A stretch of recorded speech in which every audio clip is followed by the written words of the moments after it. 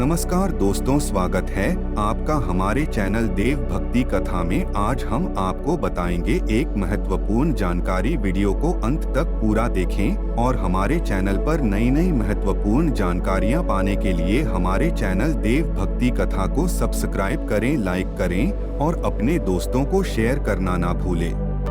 दोस्तों, पाप मोचनी एकादशी के दिन चुपचाप गाय को खिला दें। ये एक छोटी सी चीज उससे पहले दोस्तों जान लेते हैं।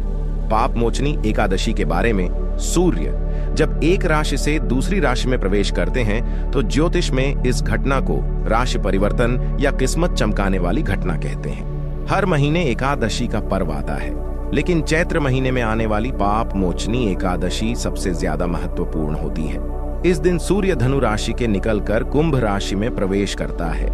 आइए जानते हैं साल 2024 में आमल की एकादशी कब है। स्नान दान मुहूर्त महत्व साल हिंदू धर्म में पापमोचनी एकादशी का व्रत करना बहुत ही शुभ माना जाता है। इस साल 2024 में पापमोचनी एकादशी 05 अप्रैल को पड़ रही है।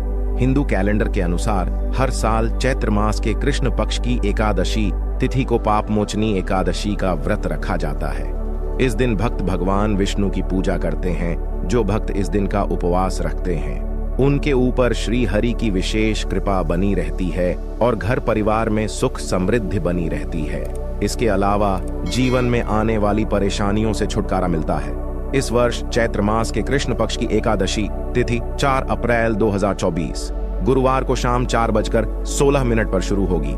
यह अगले दिन शुक्रवार 5 अप्रैल 2024 को दोपहर 1 बजे समाप्त होगी। उदया तिथि के अनुसार यह पापमोचनी एकादशी का व्रत 5 अप्रैल को ही रखा जाएगा। इस दिन पवित्र नदी में स्नान के बाद सूर्य पूजा करने वालों को आरोग्य, धन, सुख, समृद्धि और अक्षय पुण्य की प्राप्ति होती है। कहते हैं इस दिन गुड़, अन्न, वस्त्र, काला तिल आदि का दान करने वालों को मोक्ष की प्राप्ति होती है। पापमोचनी एकादशी से धरती पर अच्छे दिनों की शुरुआत मानी जाती है। सूर्य के उत्तरायण से देवताओं के दिन का आरंभ होता है। धार्मिक मान्यताओं के अनुसार एकादशी के दिन स्वर्ग का दरवाजा खुल जाता है, इसलिए इस दिन किया गया दान पुण्य अन्य दिनों में किए गए दान पुण्य से अधिक फलदायी होता है। वास्तव में 5 अप्रैल पापमोचनी एकादशी के दिन अगर आप यह उपाय कर लेते हो तो यकीनन आप पर मां लक्ष्मी की कृपा होगी और आप धनवान बन जाओगे। आप धनवान ना बने तो मुझे बताना दोस्तों, बस जो उपाय आपको बताया जाए वह उपाय कर लेना। चलिए जानते हैं। एकादशी के दिन चुपचाप गाय को खिला दें। यह एक छोटी सी चीज रोडपति भी होंगे, करोड़पति मिलेंगे। सभी संकट और कष्टों से मुक्ति, मृत्यु दंड, पितृदोष तुरंत होगा खत्म। पूरे साल आपके भरे रहेंगे अन्न धन के भंडार, यूं कहें कि आपकी 7 पुश्ते तक करेंगे रुपयों पैसों पर राज दोस्तों। 7 पीढ़ियों तक बैंक बैलेंस बढ़ता चला जाएगा। सभी भी दुख, दर्द, संकट, कष्ट है वह दूर हो जाएंगे और सभी सुख आपके कदमों में आ जाएंगे। सभी सुख आपके कदम चूमेगी यदि आप यह एक छोटी और खास चीज चुपचाप गाय को खिला देते हैं तो तत्काल गरीबी आपके जीवन से खत्म हो जाएगी। यूं कहे व्यक्ति रंग से राजा बन जाता है और 33 कोटि देवी देवताओं को धारण करने वाली गौ माता की भी कृपा व्यक्ति पर आजीवन बरसती है। व्यक्ति के घर में कभी भी अनंत धन वस्त्र कमी नहीं होती है। धन के भंडार व्यक्ति के घर में भरे रहते हैं। व्यक्ति के जीवन से तत्काल गरीबी खत्म हो जाती है। तो दोस्तों, कौन कौन से वे गाय से जुड़े खास और महत्वपूर्ण उपाय हैं जिन्हें यदि आप एकादशी के दिन कर लेते हैं तो दोस्तों यकीन मानिए आपके घर में अन्न धन के भंडार सदैव भरे रहेंगे। जो भी जीवन के दुख, दर्द, संकट, कष्ट है वह सभी दूर हो जाएंगे। इस वीडियो में हम आपको उसी एक खास और महत्वपूर्ण चीज के बारे में बताएंगे।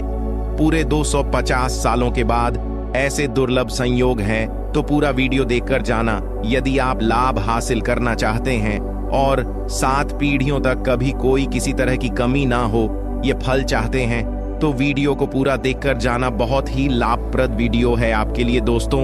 वीडियो को आगे शुरू करें उससे पहले आपसे रिक्वेस्ट करते हैं कि इस वीडियो को लाइक कर चैनल को सब्सक्राइब कर देना और कमेंट बॉक्स में सच्चे दिल से जय गौ माता जरूर लिख देना, जिससे माता की कृपा आपके और आपके परिवार के ऊपर सदैव बरसती रहे। और ज्यादा से ज्यादा वीडियो को शेयर जरूर करना ताकि और लोग भी इस वीडियो के माध्यम से लाभ हासिल कर सके। इन उपायों को करने से अपने जीवन में सदैव धन सुख संपत्ति की प्राप्ति कर सके। आपको बता दें, इस दिन तीर्थ स्नान करना बहुत ही फलदायी समझा गया है। यदि कहीं तीर्थ स्थान पर पवित्र नदी में स्नान करना संभव ना हो तो आप क्या करें, घर पर ही नहाने वाले पानी में गंगा जल की कुछ बूंदें डालकर स्नान कर लें। और साथ ही साथ यदि आप स्नान आदि से निवृत्त हो जाएं, सर्वप्रथम तो अपने घर के पूजा स्थान को साफ कर वहां पूजा पाठ करें। आप और पितरों के निमित्त तर्पण पिंडदान तो आपसे बने, अन्न धन वस्त्र दान जरूर करें। और इस एकादशी के दिन दान करने से सभी मनोकामनाएं पूर्ण हो जाती हैं। एकादशी के दिन विशेषकर पूर्वजों की पूजन के लिए बहुत ही शुभ फलदायी समझा गया है।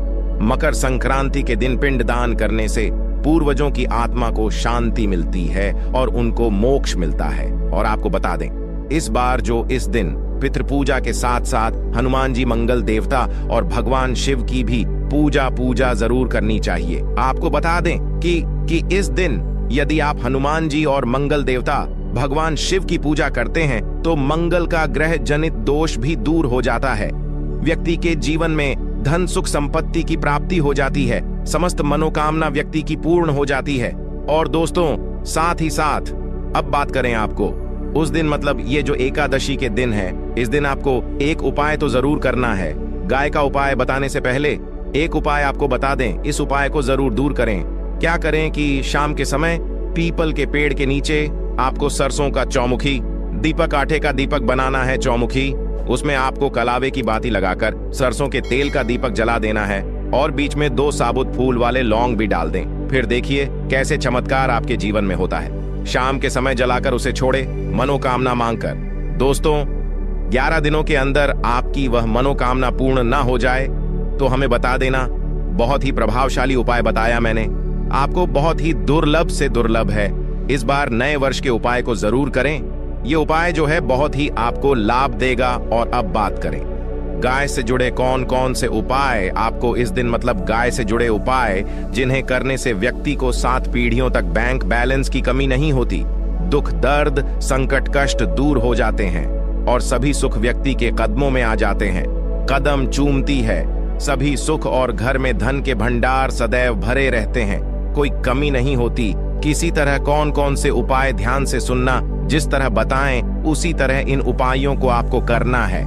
तो चलिए शुरू करते हैं। कौन कौन से गाय से जुड़े उपाय हैं? प्रभावशाली चमत्कारिक उपाय है जो कि आपकी किस्मत को चमका देंगे। एकादशी से आपको लाभ शुरू करते हैं। दोस्तों, सनातन परंपरा में गाय गंगा और गायत्री का बहुत ज्यादा धार्मिक महत्व है।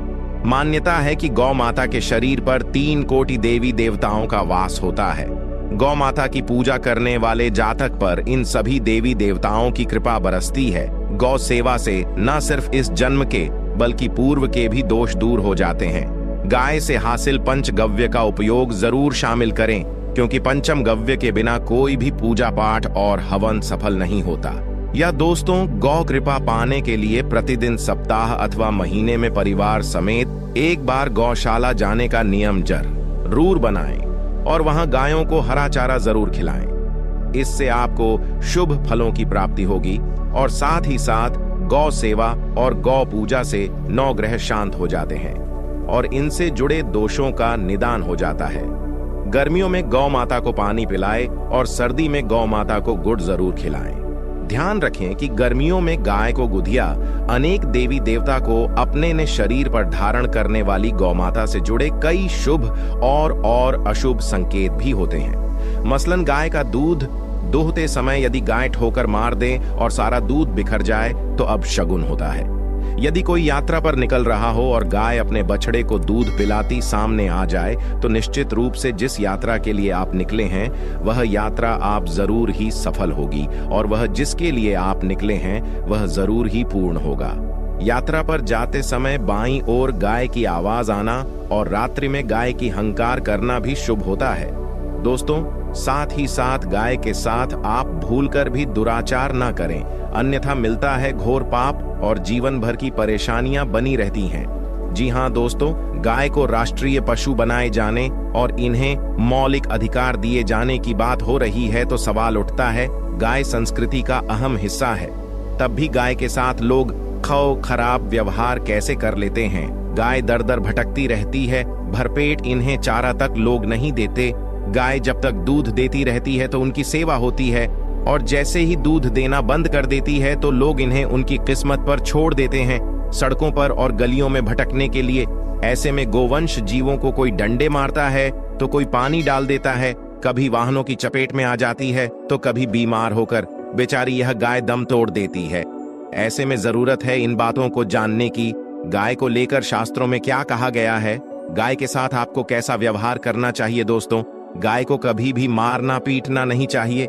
शास्त्रों में गाय को माता का दर्जा दिया गया है। गाय को मारने वाला माता को मारने पीटने वाले के समान पाप का भागीदार समझा जाता है। नरक लोक में वर्षों तक कष्ट भोगना पड़ता है, अगले जन्म पशु योनि में मिलता है। कथा है कि गौतम मुनि ने गलती से गाय को डा मार दिया था, जिससे गाय की मृत्यु हो गई थी, और इस पाप से मुक्ति के लिए इन्हें वर्षों तक तपस्या करनी पड़ी। भगवान श्री कृष्ण जी ने बैल स्वरूप में आए वृद्धाश्रम का वध कर दिया था, जिससे मुक्ति के लिए भगवान श्री कृष्ण को संपूर्ण तीर्थों को एक कुंड में बुलाना पड़ा, और इस कुंड में स्नान से वह पाप मुक्त हो गए थे। दोस्तों, साथ ही साथ पानी पी रही गाय को भगाते हैं, वे घोर पाप के भागी बनकर नरक भोगते हैं, ऐसा पुराणों में बताया गया है। जबकि जो लोग गाय के लिए प्याऊ और चार बनवाते वह माह भाग्यवान होते हैं। ऐसे लोग घोर पाप से मुक्त होकर स्वर्ग पा जाते हैं और बड़े ही धनवान कुल में जन्म लेकर सुख भोगते हैं। और साथ ही साथ आराम कर रही गाय को कष्ट देकर कभी भी उठाना नहीं चाहिए। कहते हैं कि जिस स्थान पर गाय बैठी है वहां से नकारात्मक ऊर्जा खत्म हो जाती है। गाय के बैठने की जगह को जो लोग नियमित साफ रखते हैं वह जन्म में किए गए जाने अनजाने में पापों से मुक्ति हो जाती है और गोलोलोक में स्थान पाते हैं। गाय को डंडा मारकर उठाना, पानी डालकर उठाने से मनुष्य पाप का भागी बनता है और अगले जन्म में उसे दर दर भटकना पड़ता है। और साथ ही साथ शास्त्रों में बताया गया है कि गाय का दूध उसके बछड़े के लिए होता है। गाय के बछड़े से बचा हुआ दूध ही मनुष्य को लेना चाहिए, परंतु कुछ लोग एक बार गाय को दूध लेने बाद फिर से बछड़े के लिए बचा हुआ दूध भी धो लेते हैं। ऐसा करना घोर पाप कहा जाता है। ऐसे दूध को धोने वाला और ग्रहण करने वाला दोनों ही पाप के भागी बन जाते हैं। दोस्तों, साथ ही साथ शास्त्रों में कहा गया है कि गोवंश मतलब गाय और बैल के पीठ पर नहीं बैठना चाहिए। इनकी पीठ पर बैठने से महापाप लगता है।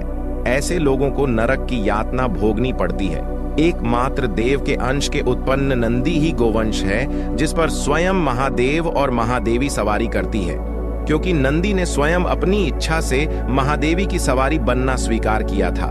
और साथ ही साथ शास्त्रों में गाय के दान को बहुत ही महत्व दिया गया है, परंतु ऐसी गाय का दान कभी नहीं करना चाहिए जो बूढ़ी और बीमार हो। कठोपनिषद में नचिकेता की कथा भी इस संदर्भ में है कि जिस नचिकेता ने पिता द्वारा बूढ़ी गाय को दान करने पर आपत्ति जताई थी, दूध देने वाली और बछड़े सहित जो लोग का दान करते हैं वह महान पुण्य को हासिल करके स्वर्ग में स्थान पाते हैं। दोस्तों, साथ ही साथ सूर्य चंद्र मंगल शुक्र की युक्ति राहु से हो तो पितृदोष होता है। यह भी मान्यता है कि सूर्य का संबंध पिता से एवं मंगल का संबंध होने के कारण सूर्य यदि शनि राहु या केतु के साथ स्थित हो या दृष्टि संबंधी हो तथा मंगल की युति राहु या केतु से हो तो पितृदोष होता है।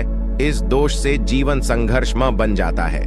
यदि पितृदोष हो तो गाय को प्रतिदिन या किसी भी एकादशी को या किसी पूर्णिमा के दिन, अमावस्या या किसी भी खास दिन पर रोटी गुड़ चारा खिलाने से पितृदोष खत्म जाता है। साथ ही साथ गाय की पीठ पर जो कुबड़ बना होता है वह बृहस्पति गुरु है। अतः जन्मपत्री में यदि बृहस्पति अपनी नीच राशि मकर में हो या अशुभ शिवलिंग में जा रहे हो और सामने से गौ माता आती हुई दिखाई दे तो गौ माता को अपनी दाहिनी ओर से जाने देना चाहिए। आपकी यात्रा जरूर ही सफल होगी। और जिस घर में गाय होती है उसमें वास्तु दोष स्वतः ही खत्म हो जाता है। और साथ ही साथ आपको बता दें कि गाय को आप भी रोटी बनाएं, प्रतिदिन ताजी रोटी ही बनाएं।